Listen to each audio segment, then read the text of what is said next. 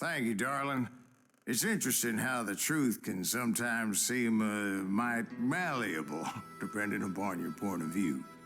Like how those dime novels make you out to be something you're not? Jack, don't be starting trouble. No, he's right. They do tend to exaggerate. Did they exaggerate your part in taking down the Daltons? Well, I was there in the flesh, boy, so I saw what happened firsthand.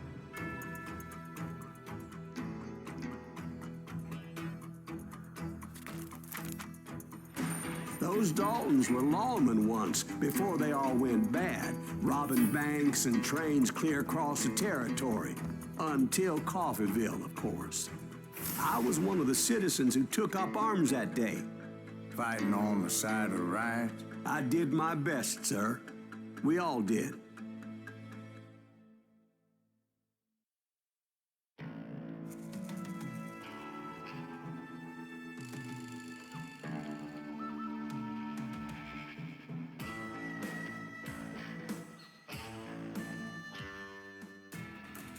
It was early morning. One of my friends was a local gunsmith, and he handed out firearms to anybody who'd take one. You see, the Daltons got it in their heads to rob 2 banks at the same time. 2 banks on the same damn street.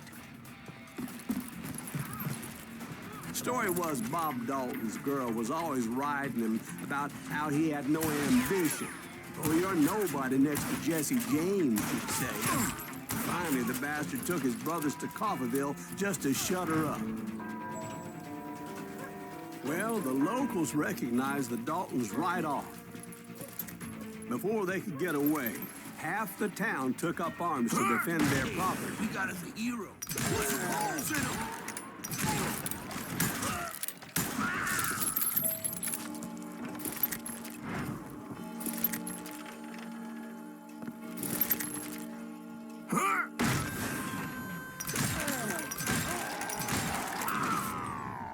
The brothers paid dearly for their stupidity, but everybody knows they had it coming. There's more to it than that.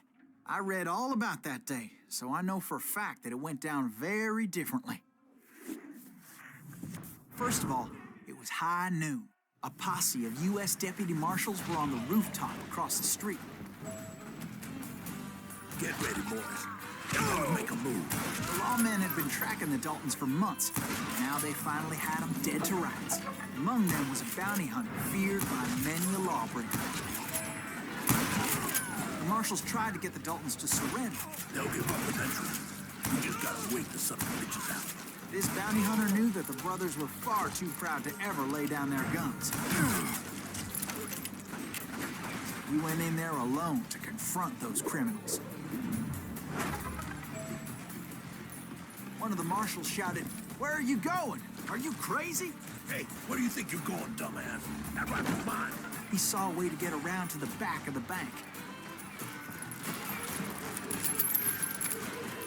Then he figured out how to hit the Daltons from a direction they weren't expecting.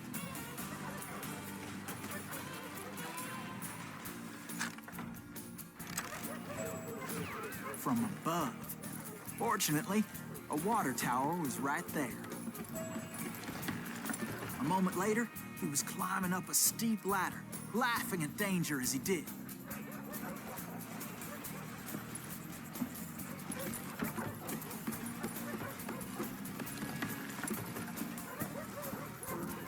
It was brave men like him who risked their lives to tame this wild country.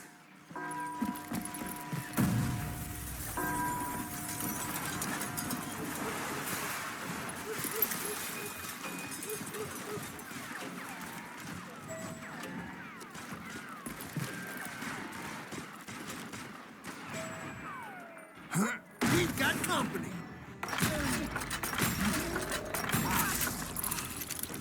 Heroic men like him, who did what other men couldn't or wouldn't to make this country free. Like Jim Booth and Davy Crockett, who died defending the Alamo.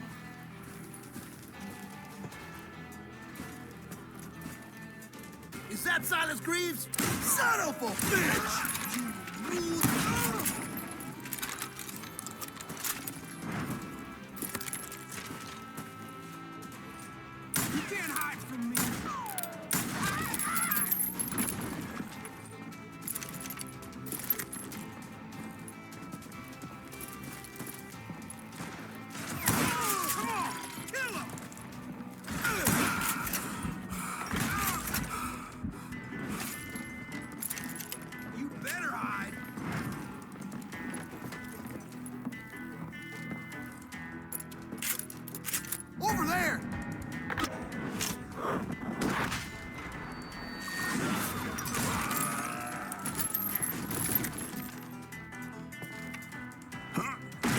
Silas Greaves! What the hell?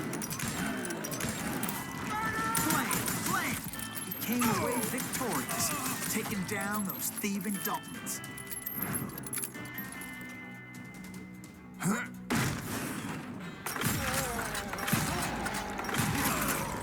His name was Silas Greaves, and when the dust finally settled, he was the last man standing. Sorry, kid, but that just wasn't the way it happened.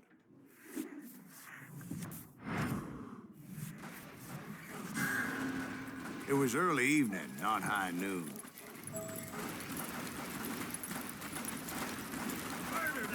Daltons blew up a safe, and were all set to hightail it out of there.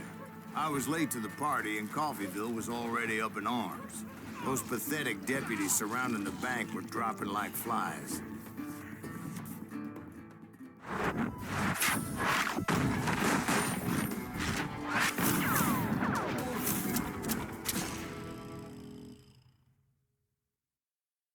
I had been tracking those jokers for months, waiting for them to do something reckless. In for the kill. And finally, they did. Those stupid bastards decided to rob 2 banks at the same time in the same town where everybody knew them. But they still had friends in Coffeyville.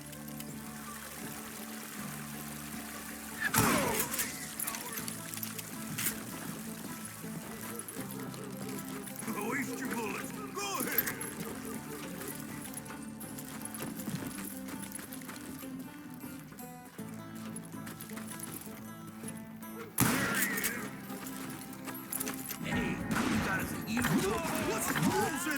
Those friends came after me like a pack of wild dogs, tooth and nail.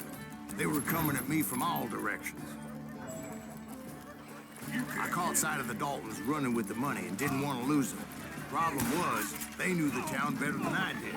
And to top it off, I found myself in the middle of another shootout entirely.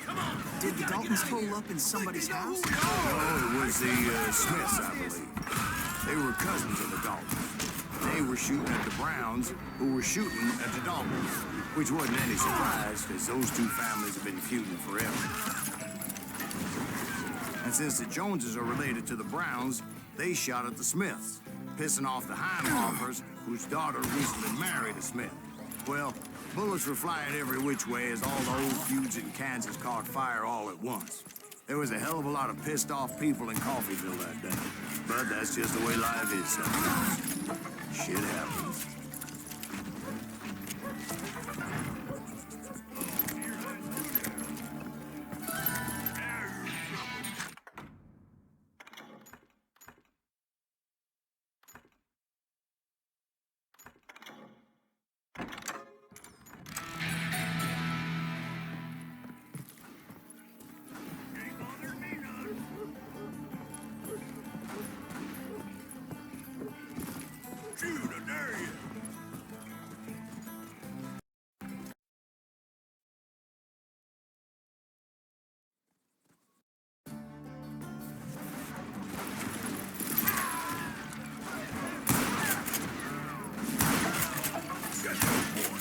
Shoot him down! You ain't getting away with this! Come on, we gotta get out of here! I think they know who we are! Their stupid idea was this!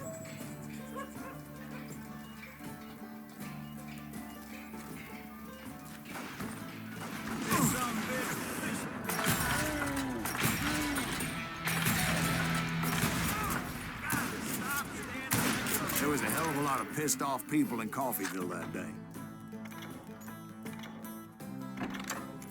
But that's just the way life is sometimes. Shit happens.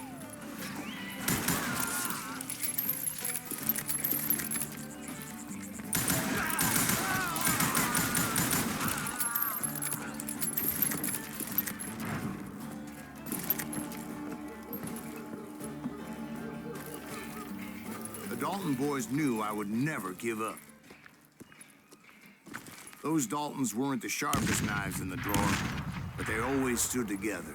They set a trap to slow me down and allow at least 2 of them to escape.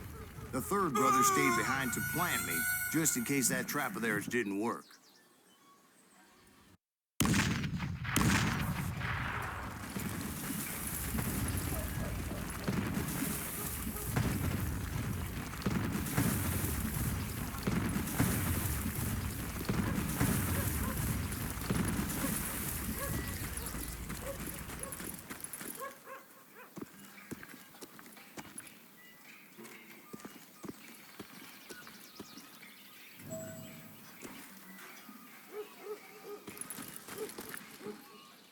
was Emmet, the youngest, and he decided to stand his ground and face me down. I ain't afraid of you, Silas Reeves. This is where it ends for you. He was determined to protect his brothers, and I understood how he felt.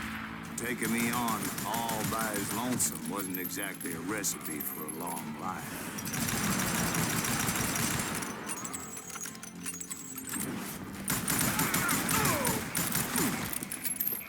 You are dead, dog.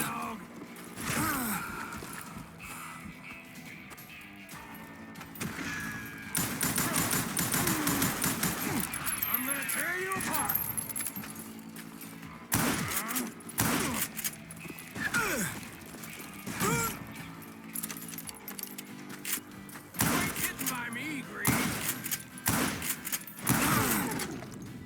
But Emmet Dalton survived the robbery in Coffeeville.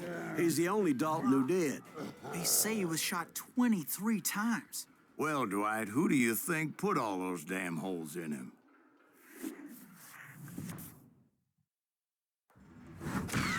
But I have to admit, that boy had grit.